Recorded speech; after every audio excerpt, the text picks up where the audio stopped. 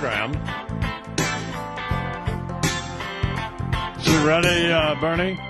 Right now. Yes, he is. Please welcome. Now, I was thinking about him the other day. I saw him on something. I wondered why he hadn't been on in a while, but I didn't wonder that much about it. But here he is this morning, Congressman Peter King. Good morning, Congressman King. Morning, Don. How are you? Why?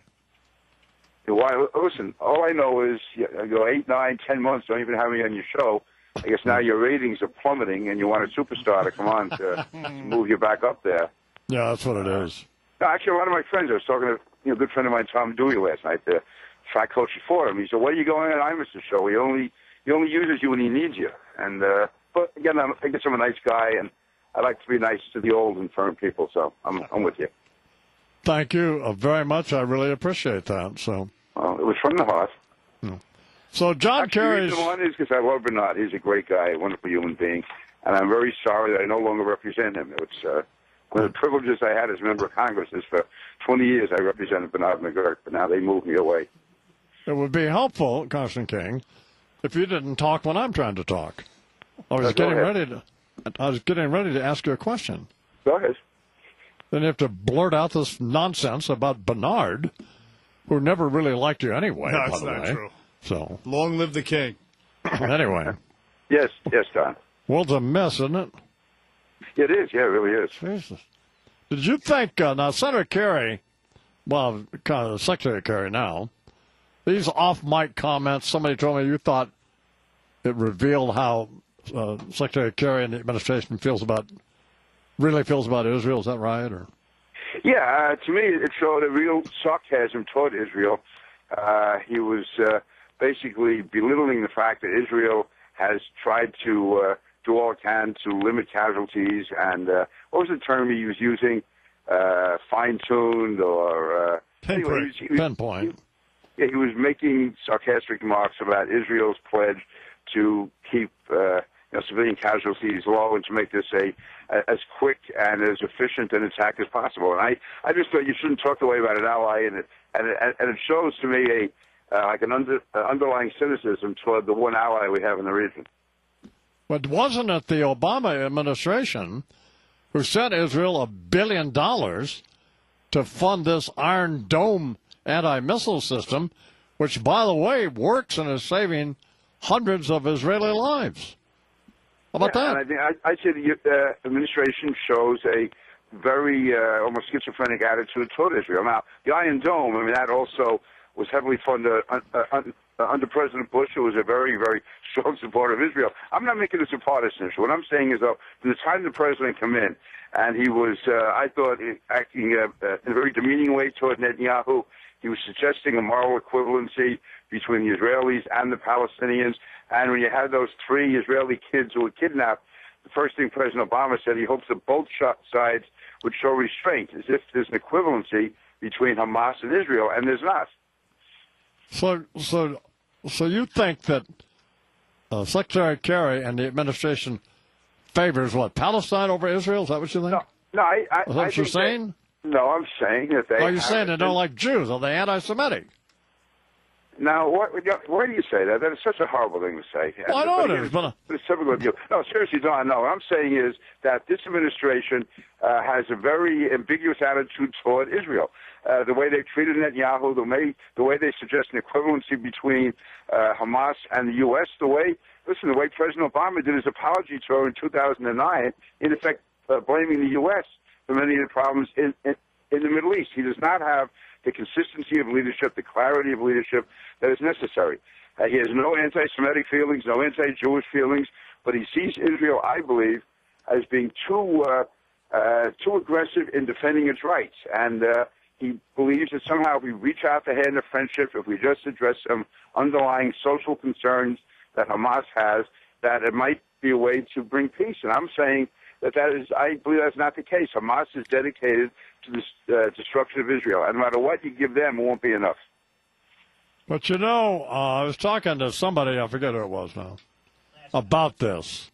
And we talk about this, and we've been talking about the Israelis and the Palestinians and the problems in the Middle East as long as I can remember. Right. And it never changes.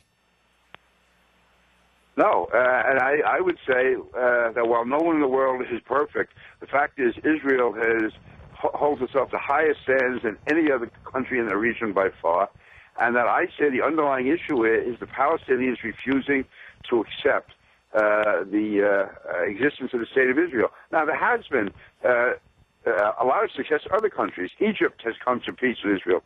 Jordan has come to peace with Israel. Saudi Arabia is at peace with Israel. It's the Palestinians and groups like Hamas which refuse to do so. So it's not as hopeless as it seems. Yes, the fight's been going on between Israel and the Palestinians, but also, Don, you and I, certainly you were old enough to remember the fights between Egypt and Israel, Jordan and Israel. All that is in the past. They have very good working relationships. There's probably no country in the Middle East that's closer to Israel than Jordan. Egypt also has a very close relationship with Israel. So it can be done, but the Palestinians have never had the type of leadership that's necessary to go from being revolutionary to actually forming a country and governing. I was in Israel in 2005 when Sharon was pulling the Israeli troops and the Israeli settlers out of Gaza.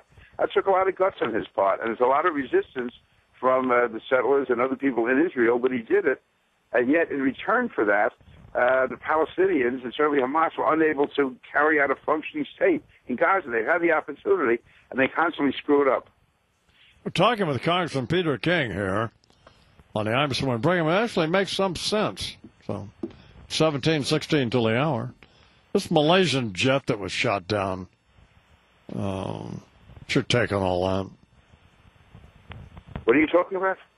The Malaysian jet that was shot down. Yeah. Yes. What's the question? Well, the question is, what's your take on all this? Oh, what's my take on it? What did you think I said? Well, again, you're sort of inaudible. That's why I'm wondering. But in any event, no, I would say that first of all, it shows what Putin is. That Putin, this is more than just a mistake. This isn't an argument over fishing rights or territorial rights. He gave the most sophisticated weaponry to a band of insurrectionists and separatists. I don't know of any other major power that's ever given that type of sophisticated weapons to basically a gang of outlaws. And so he has to bear responsibility when they shot down the commercial jet. That, to me, was, at the very least, criminal negligence on Putin's part, and it takes him out of the civilized world as far as world leaders are concerned. And I think we have to treat him as basically as an outlaw nation, and we have to there's several things we can do. One, we have to get the European allies lined up. I think David Cameron has done a great job over there, the Prime Minister in Great Britain, calling out these other Europeans who are basically useless when it comes to taking tough stands. And some of the things we can do immediately. One, we should deny Aeroflot landing rights in the U.S. and throughout Europe. That would have an economic message and also a very symbolic message. We should make every effort to keep the World Cup from going to Moscow in 2018. That means a lot to Putin, the way the Olympics did. Also, we should be sending, I believe, weaponry to the Ukrainians so they can defend themselves, and we should be renewing our commitment by increasing training exercises with countries like Poland, the Czech Republic, Latvia, Estonia, Lithuania, to tell Putin that this isn't just sort of like give and take. It's not tit for tat. He has crossed a red line. This is a game changer, and we have to isolate him, I believe, until he withdraws all that weaponry from eastern Ukraine, and so he stops supporting those guerrillas in Ukraine and recognizes the legitimacy of the Ukrainian government. But I wonder, what's the point of other than the fact that we should impose sanctions, but in a greater scheme of things, what's the point of us imposing these tough sanctions? And Obama imposed more sanctions the day before the plane was shut down if we can't get the Europeans to get tough. I understand England may have gotten a little tough, but most of them won't. No, and I think that's one of the reasons why it's important for the president to show real leadership and to get David Cameron to continue doing what he's doing. And if nothing else, embarrass these countries into taking action. I mean, it's Europeans that were killed on this plane, a large number of Europeans. And if that doesn't get them to move, I don't know what does. And that's why I think it was wrong for the president when that plane was shot down to make just a casual mention of it in his Delaware speech and then go on to New York to do the fundraisers. It would have been symbolically important, and that would have generated, I think, world attention and focused world attention. He could have gone back to the White House and made a clear address to the nation and the world that this was a game-changing event, and if he at that time called on European leaders to join him in opposing these severe sanctions on Putin. Otherwise, with all the events of the world going on, there's a chance this will be forgotten in a week or so. He should have focused. He should have used that as an opportunity to really focus like a laser on this, instead of just basically almost casually passing it off, as far as the public was concerned. Always nice to talk with you, although I felt that this was kind of a contentious conversation. I'm not feeling the love from you, so. No, I don't feel good about this. I am probably the best guest you've ever had on the show, and yet you let me go for 8 or 9 months. You ignore me, you forget about me, and then you're in trouble with your ratings. You call me back to help you out. I'm only your friend when you need me. Other than that, it's just all for you. And if it wasn't for Bernard, I wouldn't have come on the show. Yeah. But when I become president, I'll still come on your show. When you become president, I'll be the Pope. I mean, what have you lost your